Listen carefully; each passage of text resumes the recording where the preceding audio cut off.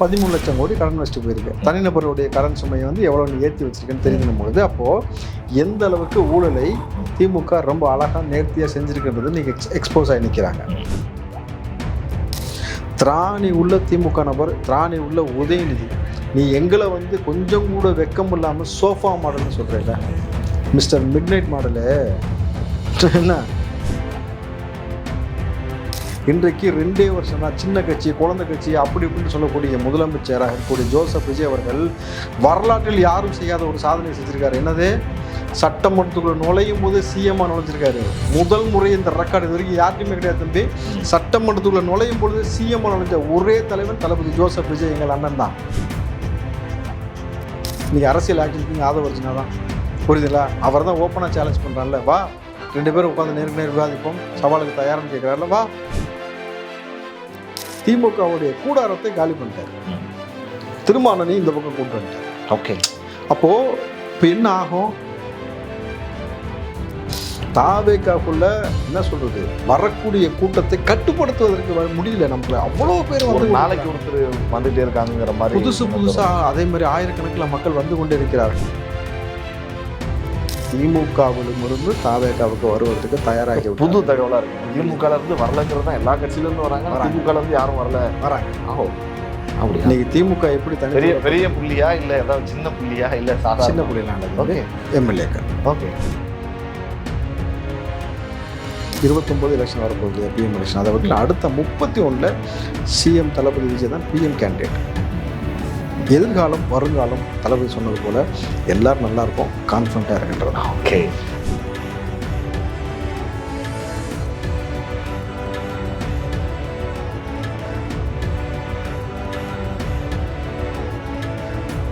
ஜாம்பவான் நேயர்களுக்கு பிரபாகரனின் அன்பு வணக்கம். இன்றைய அரசியல் அரங்கம் நிகழ்ச்சியில் நம்மோடு இணைந்திருக்கக்கூடிய சிறப்பு விருந்தினர் திரு ராவுத்தர் இப்ராஹிம் அவர்கள். வணக்கம் சார். வணக்கம் பிரபா. ஒரு பரபரப்பாக கிளப்பிட்டீங்க. வெள்ளை அறிக்கை அப்படின்னு சொல்லிட்டு வெள்ளை அறிக்கை சமீபத்தில் வெளியிடப்பட்டிருந்தது. எக்ஸ்போஸ் ஆயிருக்கிறது யாருன்னு கேட்குறோம். யார் வந்து அம்பலப்பட்டு நிற்கிறாங்க மக்கள் முன்னாடி? திருட்டு பசங்க தான். அதாவது எந்த அளவுக்கு அம்பலப்பட்டிருக்காங்கன்னா, திமுக சொன்னது 10 லட்சம் கோடி கடன், கரெக்டுங்களா? ஆனால் 13 லட்சம் கோடி அதுலேயே ஒரு ஊழல் பண்ணியிருக்காங்க பாருங்க. 13 லட்சம் கோடி கடனை வச்சுட்டு நீ வெளியில் சொன்னது 10 லட்சம் கோடி.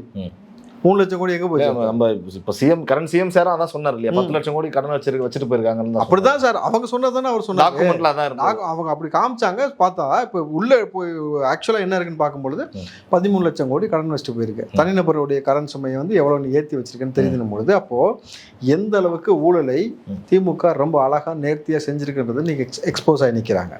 இன்னைக்கு இதை பற்றி இன்னைக்கு வெள்ளை அறிக்கை வந்ததுக்கு பிறகு வெள்ளை அறிக்கை பற்றி பேசுவதற்கோ அதை குறித்து இருக்கக்கூடிய விமர்சனத்தை பற்றி பேசுவதற்கோ, அதன் மூலமாக எந்த அளவுக்கு ஊழல் நடந்திருக்கு, இங்கே இருக்கக்கூடிய கனிம வளங்கள்லேருந்து வரக்கூடிய இங்கே இருக்கக்கூடிய ரிசோர்ஸ் மூலம் வரக்கூடிய ரெவன்யூ எதுவுமே கவர்மெண்ட்டுக்கு வராமல் தடுக்கப்பட்டிருக்கு, அந்த லூப் ஹோல்லாம் அடைக்கப்பட்டிருக்கு அப்படின்னும் பொழுது இதை குறித்து பேசுவதற்கு வழிவகை இல்லாமல் திராணியற்ற திமுக கல்யாண வீடெல்லாம் இலவு வீடு மாதிரி மாற்றிட்டு ஒப்பாரி வச்சுட்டு சுற்றுறியே தவிர உருப்படியாக நீ செஞ்சது என்ன?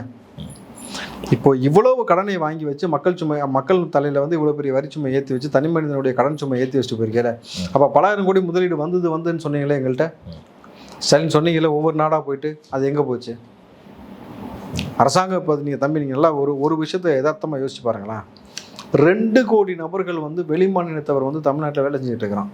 இப்போ அவனுக்கு சேர்த்து இங்கே அவ்வளோ வேலை இருக்கணும் பொழுது அப்போ இங்கே இருக்கக்கூடிய வேலைவாய்ப்பு ஏன் வந்து சரியான முறையில் மக்களுக்கு போய் சென்றடையில், இங்கே வந்த வருமானம்லாம் எங்கே போச்சு, இங்கே இருக்கக்கூடிய பணம்லாம் எங்கே போயிட்டு இருக்குது, எல்லாத்தையும் நம்ம கால்குலேட் பண்ணும் பொழுது ஒட்டு மொத்தமாக திமுக எக்ஸ்போஸ் ஆகி நிற்கிது. அப்போது தனி மனித வருமானத்தை தடுத்திருக்கிறார்கள், தனி மனிதனுடைய வருமானத்தை திமுக இருக்கக்கூடிய நபர்கள் கூட்டிக்கிட்டு இருக்காங்க, காமன் பீப்புளுக்கு இல்லாமல் போயிருக்கு.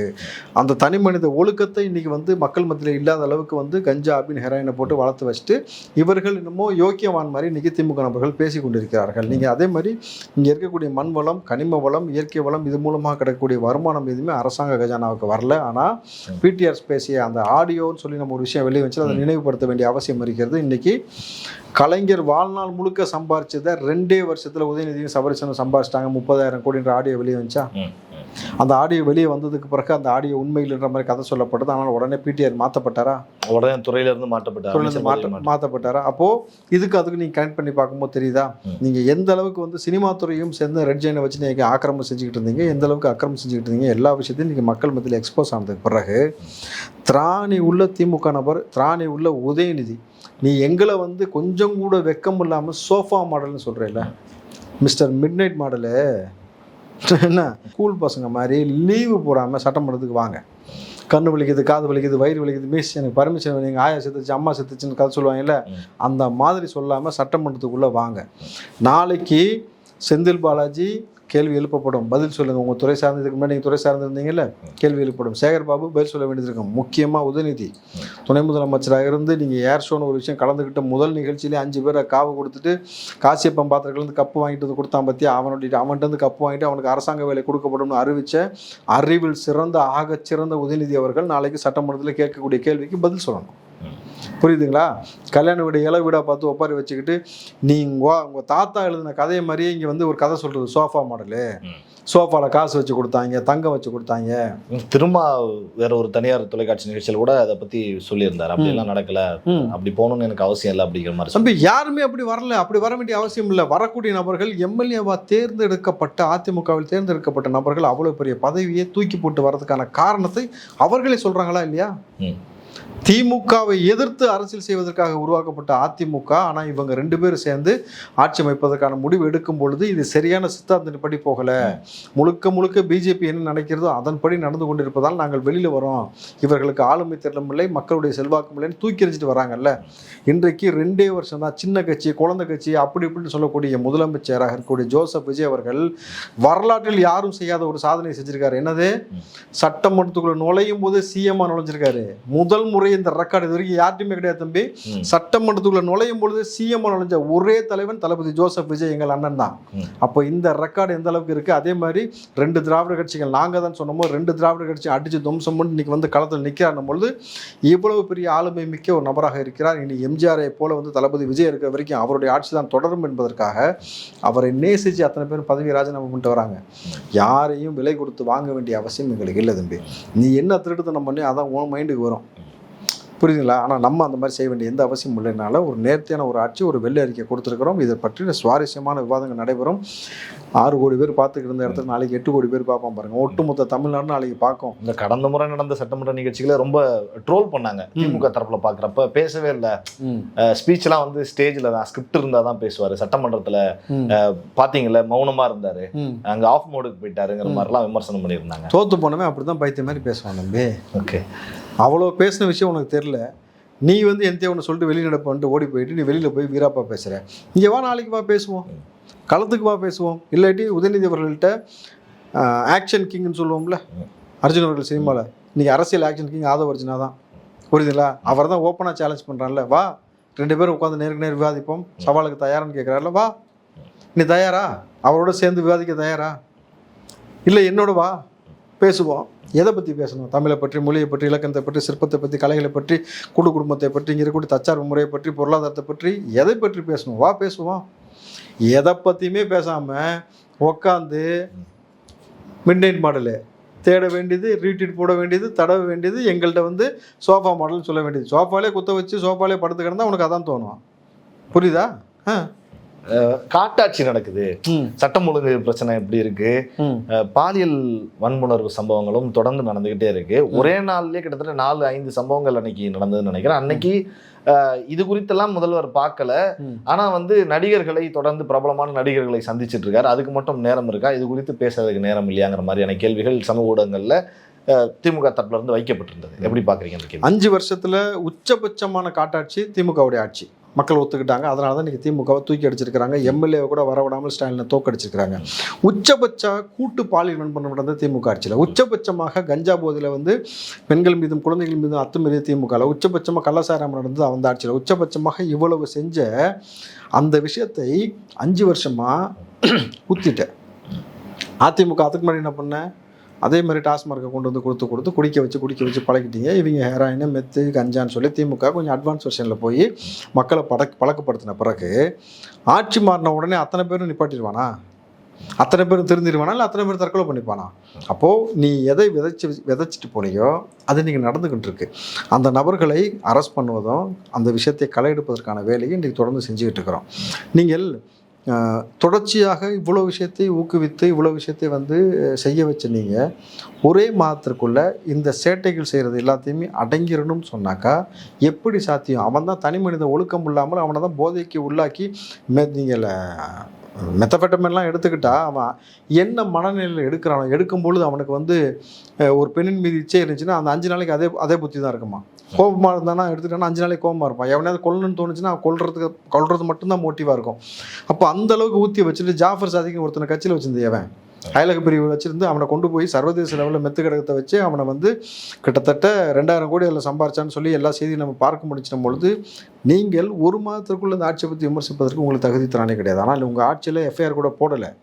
உங்கள் ஆட்சியில் வந்து ஒரு 10 வயது சிறுமிக்கு பாலியல் வன்முறை ஏற்பட்டுச்சுன்னு சொன்னும் பொழுது காவல்துறையில் கம்ப்ளைண்ட் பண்ணால் கம்ப்ளைண்ட் எடுத்துக்கல.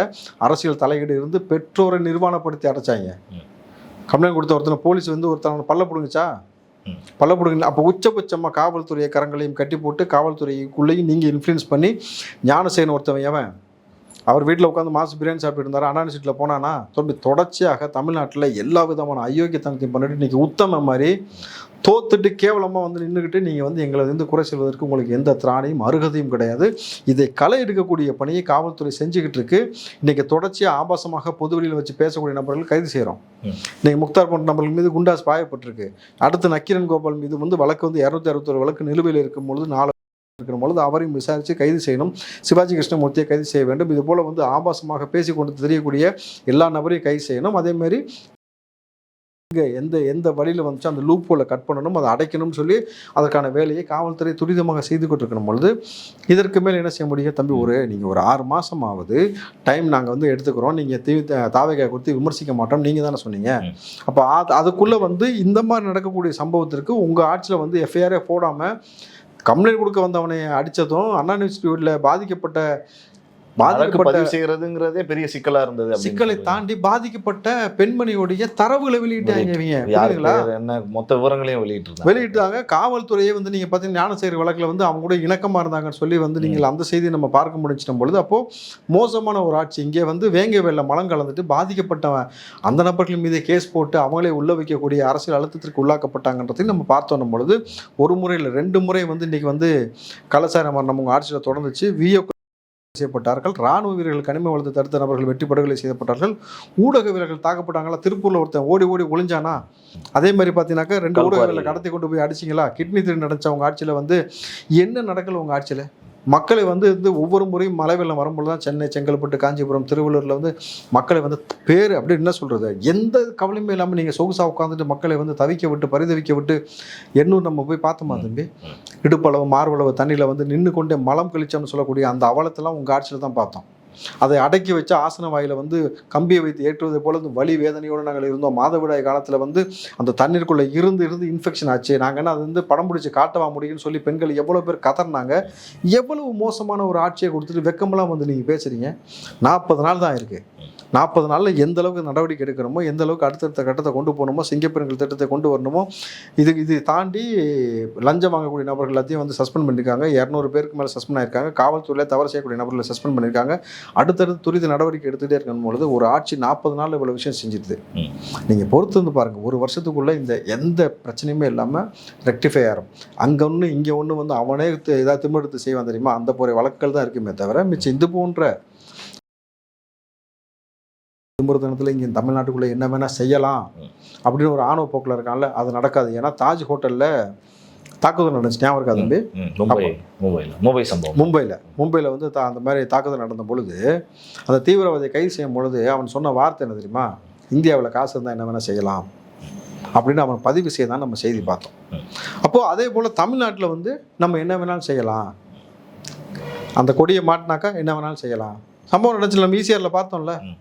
அப்போ இது போன்ற ஒரு போக்கை வந்து உருவாக்கி வச்சுட்டு அனுதாபியாக இருந்தால் என்ன வேணால் செய்யலாம், அண்ணா யூனிவர்சிட்டியில் போகலாம் அப்படின்ற மாதிரியான விஷயங்கள்லாம் உருவாக்கி வச்சு நீங்கள் இதை குறித்து பேசுவதற்கு எந்த தார்மீக உரிமையும் கிடையாது, அருகதையும் கிடையாது. ஆதவ் அர்ஜுனா அவர்கள் குறிப்பாக நீங்கள் பேச கூட சொன்னீங்க, ரொம்ப ஆக்ஷன் கிங் மாதிரி தான் இன்னைக்கு தாவேக்கால ஆதவ் அர்ஜுனா அவர்கள் இருக்கிறாரு. நிறைய கருத்துக்களை போல்டாக மேடைகளில் எதிர்த்து வைக்கிறாரு, நேரடியாகவே மோதுகிறார். உதயநிதி ஸ்டாலின் அவர்களும் சரி, முன்னாள் முதல்வர் அவர்களும் சரி மோதுகிறாருங்கிறத தெரிஞ்சுக்க முடியுது. சமீபத்தில் இந்த போதைப் பொருள் சம்பந்தமாக கைது செய்யப்பட்டவர் இவரோட உறவினர்கள் அப்படின்னு சொல்லி அஃபிஷியலாகவே ட்விட்டே போட்டிருந்தாங்க. திமுக தரப்புல அப்படி போட்டதுனால தான் இன்னைக்கு அஃபிஷியலாக வழக்கு பதிவு பண்ணியிருக்காங்க. ஓலை அனுப்பிச்சிருக்காரு. இன்னைக்கு வந்து யாருக்கு, முன்னாள் முதலமைச்சர் இந்நாள் எம்எல்ஏ கூட இல்லாத ஸ்டாலின் அவர்கள் மான நஷ்டஈடு கேட்டிருக்காரு, 1 கோடி ரூபாய் கேட்டு ஸ்டாலின் அவர்களுக்கு இன்னைக்கு நீதிமன்றத்தின் மூலமாக சம்மன் அனுப்பப்பட்டிருக்கு. இன்னைக்கு வந்து கொடுத்து மான நஷ்ட வழக்கு போட்டு 1 கோடி ரூபாய் கேட்டிருக்காங்க பொழுது தம்பி அவர் ரொம்ப தெளிவாக ஸ்டெப்பான அவருடைய அரசியல் பண்ணிட்டு இருக்கிறாரு. ஆனால் அவரை திட்டமிட்டு ஒரு அரசியலுக்குள்ள வந்து ஒரு சிக்க வைப்பதும் அவரை பற்றி அவரை சுற்றி ஏதோ ஒரு மாஃபியா கும்பல் இருப்பது போல வந்து ஒரு விஷயத்தை ப்ரொஜெக்ட் பண்ணதுனால தான் திமுக செஞ்ச தவறை பற்றி பேசாமல் இப்படி டைவர்டிக் பாலிடிக்ஸ். எப்பயுமே திமுக என்ன செய்யணாக்கா டைவர்டிக் அரசியல் செய்யும். டைவர்டிக் பாலிடிக்ஸ் நீங்கள் சட்டமன்றத்தில் பெரிய உதாரணம் இதுக்கு நம்ம சொல்லலாம். ஜெயலலிதா அவர்களும் கலைஞர் அவர்களும் பேசிக் கொண்டிருக்கும்போது சட்டமன்றத்தில் அவங்க கேட்கக்கூடிய கேள்விக்கு பதில் சொல்ல வக்கற்று போய் ஜெயலலிதா அவர்களை தாக்கிய காணொலி இருக்கு. ஜெயலலிதா அம்மையார் சேலையை பிடித்து எடுத்து தாக்கியது இன்னைக்கு அவை குறிப்பில் இருக்குன்ற மாதிரியான செய்தியெல்லாம் நம்ம பார்க்க முடியுதுன்னும் பொழுது, ஆபாசமாக பேசியிருக்கிறாங்கன்னும் பொழுது அவன் எப்பயுமே டைவர்டிக் பாலிடிக்ஸ் தான் தம்பி பண்ணும் திமுக. ஆனால் அந்த விஷயத்தில் ஒரு ஆக்ஷன் கிங் மாதிரி வந்து அரசியல் ஆக்ஷன் கிங் ஆதவ் அர்ஜுனா சாம்பார் செம்மெல்லாம் அடிக்கிறார். ஓப்பனாக கேட்டார் உதயநிதியை, வா என் கூட உட்காந்து பேசலாம், ஒத்தை கொத்த வழியா. ஏன் அவரை டார்கெட் பண்றாங்கன்னு நீங்க நினைக்கிறீங்க? யார்? ஆதவ் அர்ஜுனா அவர்களை திமுக இருந்து பெரும்பாலும் நீங்க சிஎம் காட்டிலும் ஆதவ் அர்ஜுனா அவரை டார்கெட் பண்றதா? டார்கெட் பண்ண வேண்டிய காரணம் என்னன்னாக்கா, இவர் அந்த கூடாரத்தில் முன்னாடி இருந்தார், திமுகவில் தான் இருந்தார், அவங்களுக்காக வேலை செஞ்சிருக்காங்க, எல்லாருக்கும் தெரியும், பகிரங்கமாக சொல்லியிருக்கிறாரு. அதுக்கப்புறம் திருமாவளவன்ட்ட வந்துட்டார். இப்போ நல்லா யோசிச்சு பாருங்க, திமுகவுடைய கூடாரத்தை காலி பண்ணிட்டார், திருமாவளவனையும் இந்த பக்கம் கூப்பிட்டு வந்துட்டார். ஓகே, அப்போது இப்போ என்ன ஆகும், ஆட்டோமேட்டிக்காக அவங்களுக்கு அந்த ப்ரெஷர். இதை தாண்டி முதல் முறையாக நீங்கள் அண்ணாநகர் மோகன்னா உங்களுக்கு தெரியும், அண்ணாநகர் மோகன்றது எவ்வளோ பெரிய பவர் சென்டர்னு திமுக அரசியல் எல்லாருக்கும் தெரியும். ஃபண்ட் டிஸ்ட்ரிபியூஷன் அங்கேருந்து எல்லாத்துக்கும் போகுன்ற வரைக்கும் எல்லாத்துக்கும் தெரியும். போல அண்ணாநகருடைய மோகனுடைய மகன் முதல் முறையாக அண்ணாநகர் கார்த்தி உதயநிதிக்கு அவ்வளோ க்ளோஸு, சபரீசனுக்கும் க்ளோஸு, ஃபண்ட் செக்டர், அவர் முதல் முறையாக தேர்தலை சந்திக்கிறார். யாரை எதிர்த்து? ஆதவ் அர்ஜுனாவை எதிர்த்து. பல கோடி அங்கே செலவு பண்ணப்பட்ட பொழுது காசே கொடுக்காம ஒத்த முகம் தளபதி விஜயன்ற முகத்தை காமிச்சிட்டு அசால்ட்டாக ஜெயிச்சுட்டு சட்டமன்றத்துக்குள்ளே வந்துட்டாரு. அவங்கள தோக்கடிச்சிட்டாங்க பொழுது வெறி வேதனை இருக்காதா தம்பி? கிறுக்கு பிடிச்சி பைத்தியம் முடிச்சு அலைவாங்கல்ல, அந்த மாதிரி வந்து என்ன சொல்கிறது என்ன செய்யணும்னு தெரியாமல் அலைஞ்சிக்கிட்டு இருக்கிறாங்க. ஸோ அந்த ஒரே காரணம் தான் நீங்கள் ஆதவ் அர்ஜுனா அவர்களை வந்து இவங்க டார்கெட் பண்ண வேண்டிய அவசியமாக இருக்குது. அவங்களுக்கு ஒரு பக்கம் உங்களை எடப்பாடி பழனிசாமி அவர்களும் கூட விமர்சனம் பண்ண தொடங்கிட்டாருன்னு பார்க்க முடியுது. அவங்க கட்சியிலேருந்து பல பேரை கொண்டு வந்து இங்கே சேர்க்கறது அப்படிங்கிறது எல்லாம் பல பேர் கொண்டு வந்தெல்லாம் சேர்க்கல தம்பி. அவருடைய லட்சணம் சரியில்லைன்னு சொல்லிட்டு வெளியில் வராங்க. திமுகவும் அதிமுகவும் எதிர் துறையில் இருந்துச்சு. திமுகவை அழிப்பதற்காக உருவாக்கப்பட்ட அதிமுக கூட 2 பேரும் சேர்ந்து நீங்கள் உங்களுடைய பதவி போதைக்காகவும் அரசியல் போதைக்காகவும் அரசியல் வெறிக்காகவும் நீங்கள் 2 பேரும் ஒன்று சேர்ந்துட்டு ஒரு ஆட்சி அமைக்கலாம்னு முடிவு பண்ணுறீங்க. இதற்கு வந்து பிஜேபி ஒத்துழைப்பு உங்களுக்கு கொடுக்குது. அவங்க சொல்கிறது நீங்கள் அப்படியே சரிங்கணும் பொழுது இதை எப்படி ஏற்றுக்கொள்ள முடியும்? அந்த திமுகவை எதிர்த்து 2 காலமாக அரசியல் செஞ்சுட்டு வந்தோம் இல்லையா? அப்போ இதை ஒத்துக்க முடியாமல் எடப்பாடியோட தலைமை வந்து இவ்வளோ மோசமாக இருக்கிறது, பதவி வெறியோடு இருக்கிறேன்னு சொல்லிட்டு நான் சொல்லலை, ரிசைன் பண்ணுறவங்க சொல்கிறாங்க. அவங்களாம் சொல்லிட்டு அப்போ எம்ஜிஆரை போல வந்து இன்றைக்கி ஒரு கரிஸ்மேட்டிக் ஃபிகராக ஒருத்தர் இருக்கிறாரு. இன்றைக்கு வந்து எம்ஜிஆரை விட வந்து இன்றைக்கி இளைஞர்களை அவ்வளோ பெரிய தன்வசப்படுத்தி வச்சுருக்கிறாரு. ஒரு சட்டமன்ற நிகழ்வு லைவ் நடந்துச்சா 6 கோடி பேர் மொத்தமாக உட்காந்து பார்க்குறான். அவரை வந்து இவ்வளோ பேரன்பு கூட நேசிக்கிறான். 2 திராவிட கட்சியில் அப்படின்றதுக்குள்ளேயே 2 மாதத்துக்குள்ளே எவ்வளோ பெரிய ட்ரமாட்டிக் சேஞ்ச் பார்த்தீங்களா? அழிச்சிட்டாங்க. அவர் சனிக்கிழமை வந்து அழகாக எலெக்ஷன் பிரச்சாரத்துக்கு போயிட்டு இருந்தார். அதை தடுத்து நிறுத்தின திமுக இன்றைக்கி சனிக்கிழமை பனையூரில் பார்த்தீங்கன்னாக்கா ஒட்டுமொத்த கட்சி மாற்று கட்சியிலேருந்து வந்து சேர்ந்து கொண்டே இருக்கிறாங்க. அப்போ இவ்வளோ பெரிய ட்ரமாட்டிக் சேஞ்சை ஏற்படுத்தக்கூடிய நபரை நேசித்து இவர்கள் வருகிறார்கள். தம்பி, யாரையும் தாவேக்கால விலை கொடுத்து வாங்க வேண்டிய அவசியமே இல்லை தம்பி. இன்றைக்கு தாவேக்காக்குள்ள என்ன சொல்றது, வரக்கூடிய கூட்டத்தை கட்டுப்படுத்துவதற்கு முடியல நமக்கு. அவ்வளோ பேர் வந்து நாளைக்கு ஒருத்தர் வந்துகிட்டே இருக்காங்கிற மாதிரி புதுசா அதே மாதிரி ஆயிரக்கணக்கில் மக்கள் வந்து கொண்டே இருக்கிறார்கள். இவர்கள் என்ன சொல்றாங்கன்னா, நீங்க விலை கொடுத்து வாங்குறீங்க, அங்க இருக்கிறாங்க இங்க இருக்கிறாங்க, அங்கிருந்து இங்கே வந்துட்டா புனிதராயிட்டாங்களா? அப்படிலாம் கிடையாது. நல்ல ஒரு விஷயம் புரிஞ்சுக்க தம்பி. ஒரு ஸ்கூலில் ஒரு மாணவன் போய் சேர்த்துட்டோம், அந்த ஸ்கூலில் ஒழுங்காக சொல்லித்தரல, ஸ்கூலில் ஹெட்மாஸ்டர் சரியில்லை, சில சமயத்தில் வாத்தியாருமே ஹெட்மாஸ்டர் சரியில்லைன்னு சொல்லிட்டு மொத்தமாக வெளியில் வராங்கன்னா, நம்ம ஸ்கூல் நல்லா இருக்குது வராங்க, ஆனால் இங்கே யார் ஹெட்மாஸ்டர்ன்றதான் மேட்ரு. ஓகே, இங்கே யார் ஹெட்மாஸ்டர்? தளபதி விஜய். அவருடைய கண்ட்ரோலில் இங்கே எல்லாமே கரெக்டாக நடக்கும். ஸோ அப்படின்ற ஒரு பெரிய நம்பிக்கையில் வராங்கன்னும் பொழுது நம்ம ஆஃபீஸில் அட்மிஷன் போடுறோம், அவ்வளோதான். ஓகே. மேகதாது பிரச்சனை, ஏன்னா இப்போ கோவிலுக்கு போயிருந்தாரு, கர்நாடக மாநில திருமங்கலூர் போயிட்டு கோவிலுக்கு போயிட்டு வந்தப்ப மேகதாது பிரச்சனை குறித்தோ எதுவும் பேசலை. ஏன்னா அங்கே சிவகுமார் சொல்ல நாங்கள் அணையை கட்டியே தீர்வோம் அப்படின்னு சொல்லியிருந்தாரு. முன்னாள் இப்போ பொதுச் செயலாளர் முன்னாள் நீர்வளத்துறை அமைச்சர் திரு துரைமுருகன் அவர் சொல்றப்ப எந்த கும்பலாலையும் இங்கே கட்ட முடியாது அப்படிங்கிற மாதிரி சொல்லியிருந்தாரு. ஆனால் தாவேகா தரப்புல இருந்து ரியாக்ஷன்ஸ் எதுவுமே வரலையே, சம்மந்தப்பட்ட ரியாக்ஷன்ஸ். தம்பி, நீங்கள் மேகதாது கெட்ட போகிறோன்னு எவ்வளோ வருஷமாக சொல்கிறாங்க? பல ஆண்டுகளில் நான் சின்ன பையனாக இருக்கிறது வந்து சொல்லி இது ஒரு அரசியல். இதை எப்படி அணுகணும், எப்படி தடுக்கணுன்றது தளபதி விஜய்க்கு தெரியும். தமிழ்நாட்டு மக்களுக்கோ விவசாயத்திற்கோ நலனுக்கோ இங்கே வந்து ஒரு பாதிப்பு ஏற்படும் பொழுது காங்கிரஸுக்கு நம்ம தான் உயிர் கொடுத்துருக்குறோம். காங்கிரஸுக்கு நம்ம தான் அமைச்சரவை கொடுத்துருக்கோம். 60 வருஷம் 70 வருஷத்துக்கு முன்னாடி ஆண்ட கட்சிக்கு மீண்டும் அமைச்சரவையில் வாய்ப்பு கொடுத்துருக்குறோம் பொழுது அடுத்து வந்து கேரளான்றது அடுத்த 5 ஸ்டேட்டில் வந்து நம்ம வந்து காங்கிரஸ் உயிர் பெறணும். நீங்கள் தென்னிந்தியாவை பொறுத்த வரைக்கும் மிக வலிமையாக வந்து நாளைக்கு வந்து காங்கிரஸ் வரணும். அதுக்கு தாவேகா தலைவர் விஜய் இல்லாமல் நடக்காது. ஸோ அந்த ரேஞ்சில் இருக்கும் பொழுது இவருக்கு இந்த விஷயத்தை எப்படி ஹேண்டில் பண்ணணும்னு தெரியும். ரெண்டாவது விஷயம், நீங்கள் வந்து இன்றைக்கி 29 எலெக்ஷன் வரப்போகுது இல்லையா, பிஎம் எலெக்ஷன். அதை விட்டு அடுத்த 31 சிஎம் தளபதி விஜய் தான் பிஎம் கேண்டிடேட். ஓகே. அதற்குள்ள 5 ஸ்டேட்டில் கட்சி ரொம்ப ஸ்ட்ராங்காக வளர்ந்துடும். இங்கே தென்னிந்தியாவை பொறுத்த வரைக்கும் பிஜேபி எங்கேயுமே வேறுண்ட முடியாத அளவுக்கு விரட்டக்கூடிய ஒரு மாபெரும் சக்தியாக அவர் மாறி இருப்பார் பொழுது he knows what to to. அவரால் நிச்சயமாக மேகதாதுவையும் தடுக்க முடியும், பிஜேபியும் தடுக்க முடியும், கூட்டணி கட்சிகளை அரவணைக்க முடியும். இன்றைக்கி பாருங்கள், இந்தியா கூட்டணியில் ஒரு ஆள் இல்லை, புரியுதுங்களா? ஆனால் ஒட்டுமொத்தம் இங்கே எப்படி காலம் மாறி இருக்கு பாருங்கள். எதிர்காலம் வருங்காலம் தளபதி சொன்னது போல் எல்லோரும் நல்லா இருப்போம், கான்ஃபிடண்ட்டாக இருக்கின்றது. ஓகே. சமீபத்தில் காங்கிரஸினுடைய அமைச்சர் உங்ககிட்ட இருந்து அங்கேருந்து வந்து இங்கே அமைச்சராகிட்டு இருக்கிறார். அவர் பேசுகிற கூட சொல்லியிருந்தார், இன்னும் 50 ஆண்டு காலத்துக்கு துடை தெரியப்படும் திமுகங்கிற மாதிரி சொல்லியிருந்தாரு.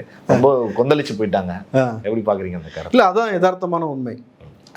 நான் வேணா சொல்கிறேனே, ஃபஸ்ட்டு இனிஷியலாக ஆடி மாதம் ஸ்டார்ட் பண்ணோன்னே இனிஷியலாக 2 பேர் வராங்க திமுகலேருந்தே வராங்க. ஓ, வராங்க. அதுக்கப்புறம் திமுக நிலைமையை வச்சு பாருங்க. ஓகே. அதிமுக எப்படி இன்னைக்கு புலம்புதோ அதே புலம்பலை திமுக சந்திக்கும். நீ அதுக்கு போல அதிமுக வந்து 2 பேரை வேணா நீ வேணா சோஃபா பண்ணு சொன்ன, நீ வேணா காசு கொடுத்து கூப்பிட்டு வந்து எங்ககிட்ட வந்துட்டாங்கன்ற மாதிரி ஒரு பிம்பத்தை கிரியேட் பண்ணலாம். ஆனால் திமுகவிலும் இருந்து தாவேகாவுக்கு வருவதற்கு தயாராகி புது தகவலா இருக்கு. திமுக இருந்து வரலங்கிறது தான், எல்லா கட்சியில இருந்து வராங்க, திமுக இருந்து யாரும் வராங்க. ஆஹோ, அப்படியா? இன்னைக்கு திமுக எப்படி தனி பெரிய புள்ளியா இல்ல ஏதாவது சின்ன புள்ளியா இல்ல சாதாரண சின்ன புள்ளிலாம் இல்ல எம்எல்ஏக்கள். ஓகே, எஸ், ஆப்வியஸ்லி வராங்க. சின்ன புள்ளிலாம் கிடையாது. நல்லா யோசிச்சு பாருங்க. இன்னைக்கு திமுகவை தனித்து விட்டுறாங்க, காங்கிரஸ் தரத்தி விட்டுருச்சு. காங்கிரஸ் திமுக வந்து வேணாண்டுச்சு. கம்யூனிஸ்ட் தோழர்கள் வெளியே வந்துட்டாங்க. இந்த பக்கம் பார்த்தீங்கன்னா திரும்ப வந்துட்டாரு. ஸோ ஐயுஎம்எல் வந்துருச்சு. ஸோ இனி திமுக தனித்திருக்கு. இனி திமுகவிலிருந்து இருக்கக்கூடிய முக்கியமான எம்எல்ஏக்கள்லாம் அங்கேருந்து நம்மளுடைய எதிர்காலம் இதோடு முடியுது அப்படின்னு தெரிஞ்சுட்டாங்க. அவங்க தெரிஞ்சதுக்கு பிறகு இது இனி 25-30 வருஷம் தளபதியுடைய ஆட்சி தான் தெரிஞ்சதுக்கு பிறகு நம்ம அங்கே போனால் தான் எதிர்காலம் நல்லா இருக்கும்னு சொல்லிட்டு அங்கேருந்து வருவதற்கான வேலை செய்கிறார்கள். ரெண்டாவது, அவர்களுக்கும் அதிமுக திமுக சேர்ந்து ஆட்சி அமைக்கலாம்னு செஞ்ச விஷயத்தில் அவங்களுக்கு உடன்பாடு இல்லை, பெரிய வெறுப்பில் இருக்கிறாங்க. ஸோ பேசிகிட்டு இருக்காங்க. எனக்கு தெரியும் யார் 2 பேருன்ட்டு.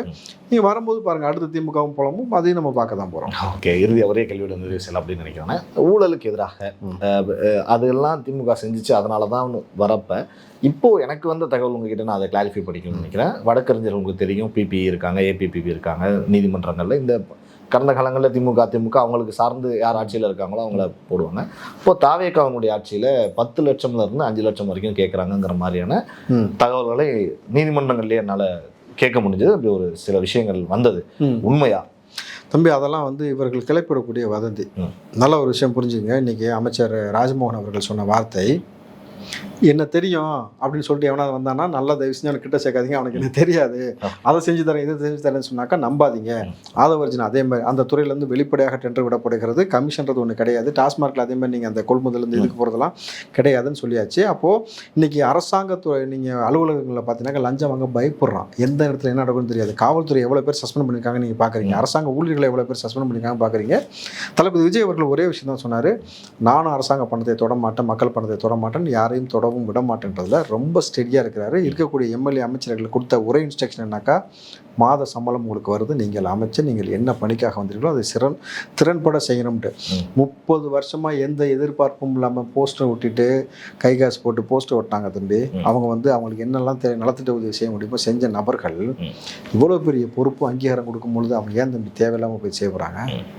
அவங்க ரொம்ப தெளிவாக இருக்கிறாங்க. ஒரு முதலமைச்சருக்கு, நம்மளுடைய முதலமைச்சருக்கு எந்த கெட்ட பேரும் வரவிட மாட்டோம்ல ரொம்ப தெளிவாக இருக்காங்க. என்பதற்காக கட்சி நபர்கள் நம்மளும் ரொம்ப தெளிவாக இருக்கணும் பொழுது இவர்கள் தோற்று போன வைத்தறிச்சல புதுசாக கிளப்பி வருது. அதான் சொன்னேன், டைவர்டிக் பாலிடிக்ஸ் செஞ்சுக்கிட்டு இருக்காங்க பொழுது அப்படியெல்லாம் நடக்காது. அப்படி யாராவது ஒருத்தர் செய்கிறதாக தகவல் கிடைச்சாக்கா அவங்க அந்த பொறுப்பில் இருக்க மாட்டாங்க. அதை நான் உறுதியாக சொல்கிறேன். ஏன்னா ஒரு செய்தி தொடர்பாளர் முறையில் நான் சொல்கிறேன், எனக்கு தெரியும். ஏன்னா எங்கள் பொதுச்செயலாளர் அவர் சொன்ன விஷயம் அதுதான். பொதுச்செயலாளர் ஐயா ஆனந்த் அவர்கள் சொன்னது தான். தப்பு நடக்குதுன்னு என்னுடைய நேரடி பார்வைக்கு வந்துச்சுன்னா அடுத்த நிமிஷம் நீ பதவியில் இருக்க மாட்டேன், அந்த பொறுப்பில் இருப்பதற்கான வாய்ப்பு இல்லை யாராக இருந்தாலும். ஏன்னா இது தளபதியோட உத்தரவுன்னு சொல்லிட்டார். ஸோ ஆப்வியஸ்லி நீ அப்படி தான் நடக்கும். அதே மாதிரி சமீபத்தில் நீங்கள் இந்த சட்டமன்றத்துக்கு ஒரு புத்தாக்க பயிற்சி அளிச்சிருந்தீங்க. இது வரைக்கும் அந்த மாதிரி நடந்ததில்லை, எனக்கு தெரிஞ்சு நடந்ததில்லைன்னு நினைக்கிறேன். இந்த காலேஜ் ப்ரொஃபஸர்ஸுக்கு, ஸ்கூல் டீச்சர்ஸுக்கெல்லாம் நடக்கும், ரெஃப்ரெஷிங் கோர்ஸ் போயிட்டு வருவாங்க. அந்த மாதிரி சட்டமன்ற உறுப்பினர்களுக்கும் அமைச்சர்களுக்கும் நடந்திருக்கு. என்ன திடீர்னு அந்த மூவ்? தம்பி சாமானிய மனிதன் தம்பி. அவர்களுக்கு சில நபர்களுக்கு அரசியல் பெருசாக தெரியாது. அவர்களுக்கு தெரிந்ததெல்லாம் தளபதி, நலத்திட்ட உதவி, மக்களுக்கு நல்ல செய்தி, இவ்வளோதான். ஒரு சட்டமன்றத்தில் எப்படி பேசணும், எப்படி அணுகணும், எந்த நேரத்தில் என்ன சொல்லணும், சபாநாயகர்கிட்ட எப்படி நேரம் கேட்கணும், எந்த நிமிஷத்துக்குள்ளே முடிக்கணும், எதை கோரிக்கையாக வைக்கணும், அவங்க யாராவது ஒருத்தர் நம்ம மேலே குறை சொன்னால் அதை எப்படி அட்ரஸ் பண்ணணுன்ற மாதிரியான பல வழக்குகள், பல விஷயங்கள் இருக்கு இல்லையா? அதே மாதிரி முன்னாடி வந்து சட்டமன்றத்தில் நடந்த சுவாரஸ்யமான விஷயங்கள் என்னென்னலாம் இருக்குது எல்லாத்தையும் தெரிஞ்சுக்கிட்டு அது ஒரு பயிற்சி வகுப்பாக கொடுக்கும் பொழுது ஒரு எம்எல்ஏவாக ஒரு அமைச்சராகவும் சரி அவங்களுடைய கடமையை சரிவர செய்வதற்கும் தேவையில்லாத சலசலப்பு ஏற்படாமல் இருப்பதற்கு இது உதவும் அப்படின்றதுனால வெறும் தாவேக்காக்கு மட்டும் கொடுக்கல, எல்லாமே போயிருக்காங்க. பொழுது 104 பேர் வந்திருக்காங்கன்னு நினைக்கிறேன். இது வந்து தேவையான ஒரு விஷயமாக இருக்கிறதுனால கத்துக்கிறாங்க. இது நல்ல விஷயம் தானே. அரசியலை புதுப்பிக்கிறது, புது ரத்தம் பாய்ச்சறதுன்னு வாங்கல. அரசியலை சாக்கடைன்னு சொல்லி ஒரு நாள் ஒதுக்கின இடத்துல இருந்து இது சாக்கடை கிடையாது, அரசியலை நான் சந்தனமாக மாத்துறேன்னு சொல்லி மாற்றி வச்சிருக்காங்க பொழுது இப்படியாப்பட்ட விஷயங்கள் நடக்கிற பொழுது என்ன சொல்றது, மகிழ்ச்சி. இதை வந்து இளைஞர்கள் பார்க்கும் பொழுது எப்படி நம்ம நல்லா படித்தா தளபதி விஜய் அவர்கள் கையால் நம்ம போய் வந்து தங்கமும் வைரமும் வாங்கி அவரை பார்க்கலாம், அவரோட புகைப்படம் எடுத்துக்கலாம்னு நினைக்கிற மாதிரி நம்ம நல்லபடியாக நேர்மையாக இருந்து நம்ம அரசியலுக்குள்ளே வந்தாக்க அந்த இடத்துல நமக்கு ஒரு அங்கீகாரம் கொடுக்கப்படும்ன்ற ஒரு நம்பிக்கை, அரசியல் மீதான ஒரு நம்பிக்கை, ஒரு விதையை வந்து இன்றைக்கி தளபதி விஜய் அவர்கள் விதைச்சிருக்கான்றது தான் இதன் மூலமாக நீங்கள் தெரிஞ்சுக்கணும். பார்ப்போம்ண்ணே. நிறைய தகவல்கள் எங்களுக்காக பகிர்ந்து கொண்டீர்கள். என்னுடைய மனமார்ந்த நன்றி. நன்றி.